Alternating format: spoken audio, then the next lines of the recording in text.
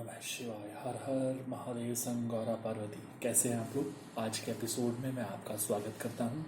जैसा कि आप जानते हैं कि मैं नित्य शिव पुराण का पाठ करता हूं, तो उसी कड़ी में आज का ये एपिसोड आपके सामने प्रस्तुत करने जा रहा हूं। षडलिंग स्वरूप प्रणव का महात्म्य, उसके सूक्ष्म रूप ओंकार और स्थूल रूप पंचाक्षर मंत्र का विवेचन, उसके जप की विधि एवं महिमा, कार्य ब्रह्म के लोकों से लेकर कारण रुद्र के लोकों तक का विवेचन करके कालातीत पंचावरण विशिष्ट शिवलोक के अनिवर्चनीय वैभव का निरूपण तथा शिव भक्तों के सत्कार की महत्ता।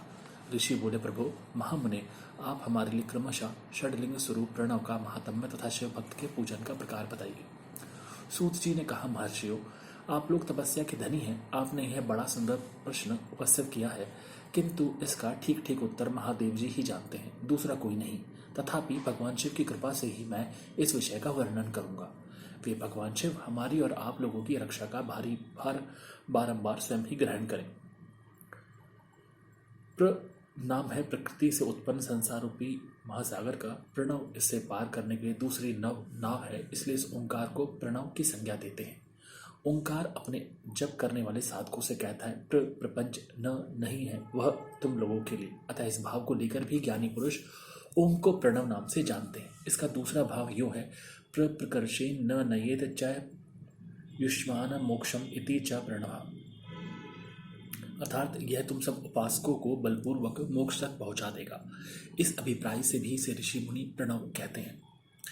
अपना जप करने वाले योगियों के तथा अपने मंत्र की पूजा करने वाले उपासक के समस्त कर्मों का नाश करके यह दिव्य नूतन ज्ञान देता है, इसलिए भी इसका नाम प्रणव है। उन माया रहित महेश्वर को ही नव अर्थात नूतन कहते हैं। वे परमात्मा प्रकृष्ट रूप से नव अर्थात शुद्ध स्वरूप हैं, इसलिए प्रणव कहलाते हैं। प्रणव साधक को नव अर्थात नवीन शिव स्वरूप कर देता है, इसलिए भी विद्वान पुरुष उसे प्रणव के नाम से जानते हैं। अथवा प्रकृष्ट रूप से नव दिव्य परमात्मा ज्ञान प्रकट करता है, इसलिए वह प्रणव है।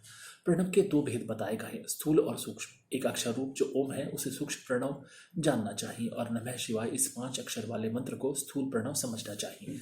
जिसमें 5 अक्षर व्यक्त नहीं है वह सूक्ष्म है, और जिसमें 5 अक्षर सुस्पष्ट रूप से व्यक्त है वह स्थूल है। जीवन मुक्त पुरुष के लिए सूक्ष्म प्रणव के जप का विधान है, वही उसके लिए समस्त साधनों का सार है। यद्यपि जीवन मुक्त के लिए किसी साधन की आवश्यकता नहीं है, क्योंकि वह सिद्ध रूप है, तथापि दूसरों की दृष्टि में जब तक उसका शरीर रहता है तब तक उसके द्वारा प्रणव जप की सहज साधना स्वतः होती रहती है। वह अपनी देह का विलय होने तक सूक्ष्म प्रणव मंत्र का जप और उसके अर्थभूत परमात्मा तत्व का अनुसंधान करता रहता है। जब शरीर नष्ट हो जाता है तब वह पूर्ण ब्रह्म स्वरूप शिव को प्राप्त कर लेता है। यह सुनिश्चित बात है। जो अर्थ का अनुसंधान न करके केवल मंत्र का जप करता है उसे निश्चय ही योग की प्राप्ति होती है। जिसने 36 करोड़ मंत्र का जप कर लिया हो उसे अवश्य ही योग प्राप्त हो जाता है। सूक्ष्म प्रणव के भी ह्रस्व और दीर्घ के भेद से 2 रूप जानने चाहिए, अकार, उकार, मकार, बिंदु, नाद, शब्द, काल और कला। इनसे युक्त जो प्रणव है उसे दीर्घ प्रणव कहते हैं। वह योगियों के ही हृदय में स्थिर होता है। मकार पर्यंत जो ओम है वह ओम इन 3 तत्वों से युक्त है, इसी को ह्रस्व प्रणव कहते हैं। अ शिव है, उ शक्ति है और मकार इन दोनों की एकता है। वह त्रितत्व रूप है, ऐसा समझकर ह्रस्व प्रणव का जप करना चाहिए। जो अपने समस्त पापों का क्षय करना चाहते हैं उनके लिए इस ह्रस्व प्रणव का जप अत्यंत आवश्यक है। पृथ्वी, जल, तेज, वायु और आकाश, ये 5 भूत तथा शब्द स्पर्श आदि इनके 5 विषय, ये सब मिलकर 10 वस्तुएं मनुष्यों की कामना के विषय हैं। इनकी आशा मन में लेकर जो कर्मों के अनुष्ठान में संलग्न होते हैं वे 10 प्रकार के पुरुष प्रवृत्त अथवा प्रवृत्ति मार्गी कहलाते हैं, तथा जो निष्काम भाव से शास्त्र विहित कर्मों का अनुष्ठान करते हैं वे निवृत्त अथवा निवृत्ति मार्गी कहे गए हैं। प्रवृत्त पुरुषों को ह्रस्व प्रणव का ही जाप करना चाहिए और निवृत्त पुरुषों को दीर्घ प्रणव का। व्याहृतियों तथा अन्य मंत्रों के आदि में इच्छानुसार शब्द और कला से युक्त प्रणव का उच्चारण करना चाहिए। वेद के आदि में और दोनों संध्याओं की उपासना के समय भी ओंकार का उच्चारण करना चाहिए। प्रणव का 9 करोड़ जप करने से मनुष्य शुद्ध हो जाता है। फिर 9 करोड़ का जप करने से वह पृथ्वी तत्व पर विजय पा लेता है। तत्पश्चात पुनः 9 करोड़ का जप करके वह जल तत्व को जीत लेता है। पुनः 9 करोड़ जप से अग्नि तत्व पर विजय पाता है। तदंतर फिर 9 करोड़ का जप करके वह वायु तत्व पर विजयी होता है, और फिर 9 करोड़ के जप से आकाश को और अपने अधिकार में कर लेता है। इसी प्रकार 9 करोड़ का जप करके वह क्रमशः गंध, रस, रूप, रस, स्पर्श और शब्द पर विजय पाता है। इसके बाद फिर 9 करोड़ का जप करके अहंकार को भी जीत लेता है। इस तरह 108 करोड़ प्रणव का जप करके उत्कृष्ट बोध को प्राप्त हुआ पुरुष शुद्ध योग का लाभ प्राप्त करता है। शुद्ध योग से युक्त होने पर वह जीवन मुक्त हो जाता है, इसमें संशय नहीं है। सदा प्रणव का जप और प्रणव रूपी शिव का ध्यान करते करते समाधि में स्थित हुआ महायोगी पुरुष साक्षात शिव ही है, इसमें संशय नहीं है। पहले अपने शरीर में प्रणव के ऋषि, छंद और देवता आदि का न्यास करके फिर जब आरंभ करना चाहिए। अकरादि मातृका वर्णों से युक्त प्रणव का अपने अंगों में न्यास करके मनुष्य ऋषि हो जाता है। मंत्रों के दशविध संस्कार, मातृका न्यास तथा षड ध्वज शोधन आदि के साथ संपूर्ण न्यास फल उसे प्राप्त हो जाता है। प्रवृत्ति तथा प्रकृति निवृत्ति से मिश्रित भाव वाले पुरुषों के लिए स्थूल प्रणव का जप ही अभिष्ट साधक होता है। क्रिया, तप और जप के योग से शिव योगी 3 प्रकार के होते हैं, जो क्रमशः क्रिया योगी, तपोयोगी और जपोयोगी कहलाते हैं। जो धन आदि वैभवों से पूजा सामग्री का संचय करके हाथ आदि अंगों से नमस्कार आदि क्रिया करते हुए इष्ट देव की पूजा में लगा रहता है, वह क्रिया योगी कहलाता है। पूजा में संलग्न रहकर जो परिमित भोजन करता, बाह्य इंद्रियों को जीत कर वश में किए रहता और मन को भी वश में करके परद्रोह आदि से दूर रहता है, वह तपयोगी कहलाता है। इन सभी सद्गुणों से युक्त होकर जो सदा शुद्ध भाव से रहता तथा समस्त काम आदि दोषों से रहित हो शांत चित्त से निरंतर जप किया करता है, उसे महात्मा पुरुष जप योगी मानते हैं। जो मनुष्य 16 प्रकार के उपचारों से शिव योगी महात्माओं की पूजा करता है, वह शुद्ध होकर सालोक्य आदि के क्रम से उत्तरोत्तर उत्कृष्ट मुक्ति को प्राप्त कर लेता है। तो जो अब मैं जप योग का वर्णन करता हूँ, तुम सब लोग ध्यान देकर सुनो। तपस्या करने वाले के लिए जप का उपदेश किया गया है, क्योंकि वह जप करते करते अपने आप को सर्वथा शुद्ध निष्पाप कर लेता है। ब्राह्मणों, पहले नमः पद हो, उसके बाद चतुर्थी विभक्ति में शिव शब्द हो तो पंचतत्वात्मक नमः शिवाय मंत्र होता है। इसे शिव पंचाक्षर मंत्र कहते हैं। यह स्थूल प्रणव रूप है। इस पंचाक्षर के जप से ही मनुष्य संपूर्ण सिद्धियों को प्राप्त कर लेता है। पंचाक्षर मंत्र के आदि में ओंकार लगाकर ही सदा उसका जप करना चाहिए। तो जो गुरु के मुख से पंचाक्षर मंत्र का उपदेश पाकर जहाँ सुखपूर्वक निवास किया जा सके, ऐसी उत्तम भूमि पर महीने के पूर्व पक्ष शुक्ल में प्रतिपदा से आरंभ करके कृष्ण पक्ष की चतुर्दशी तक निरंतर जप करता रहे। माघ और भादो के महीने अपना विशिष्ट महत्व रखते हैं। यह समय सब समयों से उत्तमोत्तम माना गया है। साधक को चाहिए कि वह प्रतिदिन एक बार परिमित भोजन करें, मौन रहें, इंद्रियों को वश में रखें, अपने स्वामी एवं माता पिता की नित्य सेवा करें। इस नियम से रहकर जप करने वाला पुरुष एक सहस्र जप से ही शुद्ध हो जाता है, अन्यथा वह ऋणी होता है। भगवान शिव का निरंतर चिंतन करते हुए पंचाक्षर मंत्र का 5 लाख जप करें। जब काल में इस प्रकार ध्यान करें, कल्याणदाता भगवान शिव कमल के आसन पर विराजमान है। उनका मस्तक श्री गंगा जी तथा चंद्रमा की कला से सुशोभित है। उनकी बाई जांघ पर आदिशक्ति भगवती उमा बैठी हैं। वहाँ खड़े हुए बड़े बड़े गण भगवान शिव की शोभा बढ़ा रहे हैं। महादेव जी अपने 4 हाथों में मृग मुद्रा, टंग तथा वर एवं अभय की मुद्राएं धारण किए हुए। इस प्रकार सदा सब पर अनुग्रह करने वाले भगवान सदाशिव का बारंबार स्मरण करते हुए हृदय अथवा सूर्य मंडल में पहले उनकी मानसिक पूजा करके फिर पूर्वाभिमुख हो पूर्वोक्त पंचाक्षरी विद्या का जप करें। उन दिनों साधक सदा शुद्ध कर्म ही करें और दुष्कर्म से बचा रहें। जब की समाप्ति के दिन कृष्ण पक्ष की चतुर्दशी को प्रातःकाल नित्य कर्म करके शुद्ध एवं सुंदर स्थान में शौच संतोष आदि नियमों से युक्त हो शुद्ध हृदय से पंचाक्षर मंत्र का 12 सहस्त्र जप करें।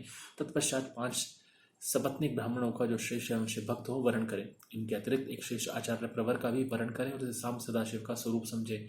ईशान, तत्पुरुष, अघोर, वामदेव तथा संध्योजात, इन 5 के प्रतीक स्वरूप 5 ही श्रेष्ठ और शिव भक्त ब्राह्मणों का वर्ण करने के पश्चात पूजन सामग्री को एकत्र करके भगवान शिव का पूजन आरंभ करें। विधि पूर्वक शिव की पूजा संपन्न करके होम आरंभ करें।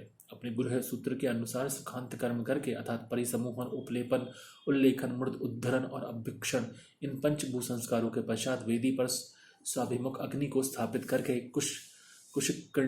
कंडिका के अनंतर प्रज्वलित अग्नि में आज्य भागांत आहुति देकर प्रस्तुत होम का कार्य आरंभ करें। कपिला गाय के घी से 11, 101 अथवा 1001 आहुतियां स्वयं ही दें अथवा विद्वान पुरुष शिव भक्त ब्राह्मणों से 108 आहुतियां दिलाएं।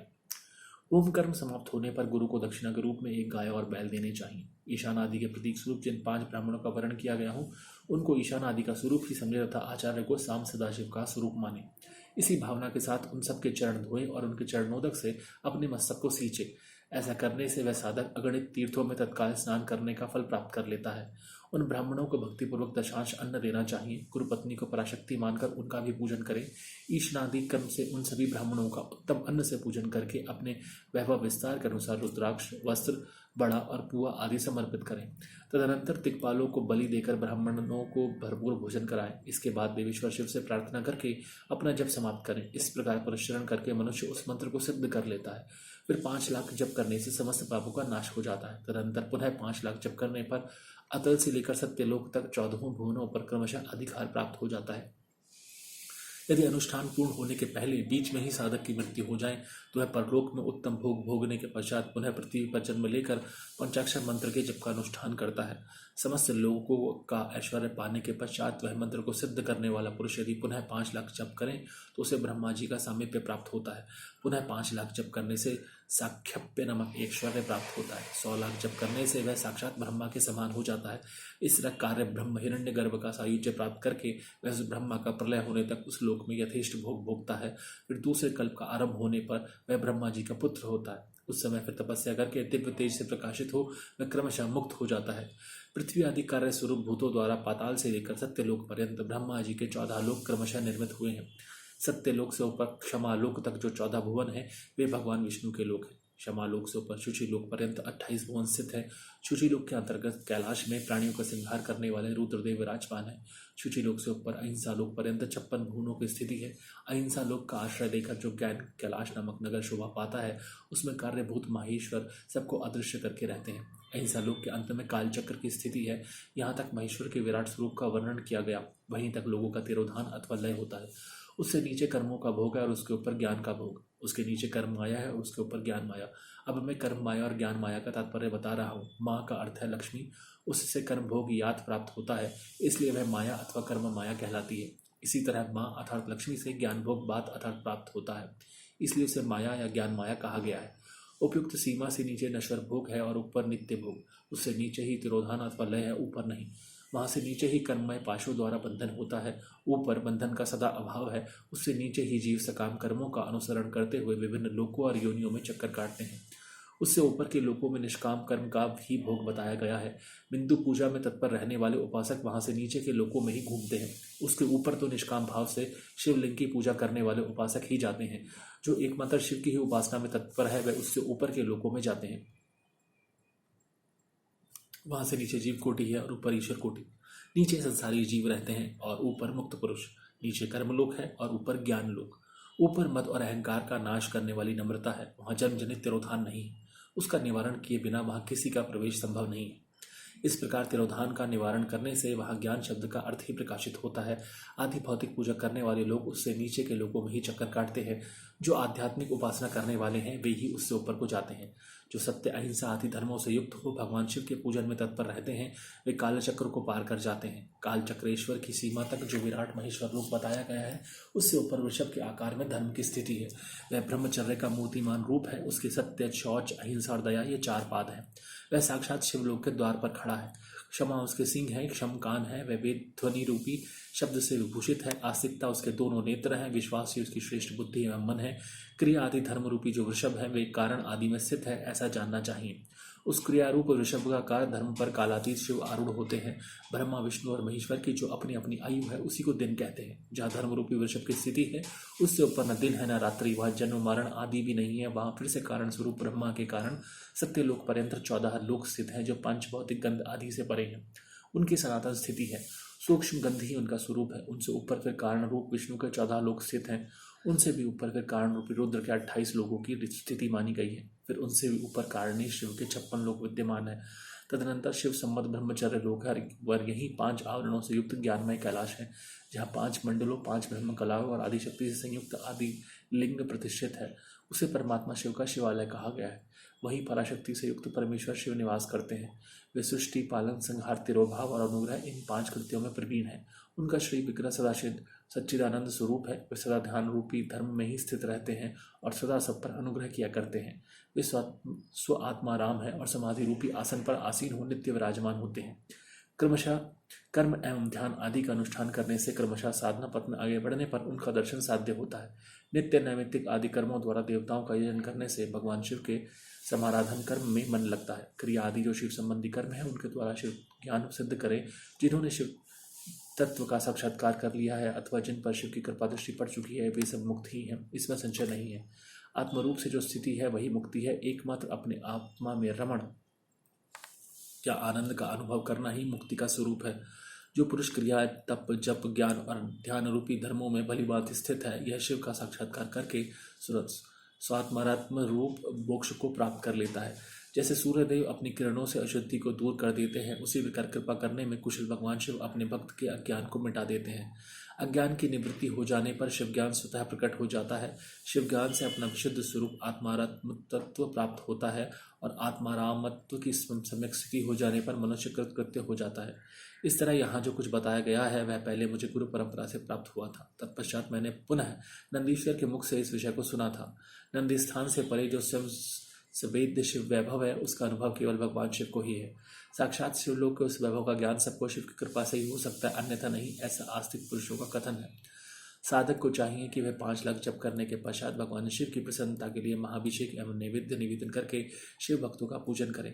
भक्त की पूजा से भगवान शिव बहुत प्रसन्न होते हैं। शिव और उनके भक्त में कोई भेद नहीं है, वह साक्षात शिव स्वरूप ही है। शिव स्वरूप मंत्र की धारण करके वह शिव ही हो गया रहता है। शिव भक्त का शरीर शिव रूप ही है, अतः उसकी सेवा में तत्पर रहना चाहिए। जो शिव के भक्त हैं वे लोक और वेद की सारी क्रियाओं को जानते हैं। जो क्रमशः जितना जितना शिव मंत्र का जप कर लेता है उसके शरीर को उतना शिव का सामीप्य प्राप्त होता जाता है, इसमें संशय नहीं है। शिव भक्त स्त्री का रूप देवी पार्वती का ही स्वरूप है। वे जितना मंत्र जपती है उसे उतना ही देवी का सानिध्य प्राप्त होता जाता है।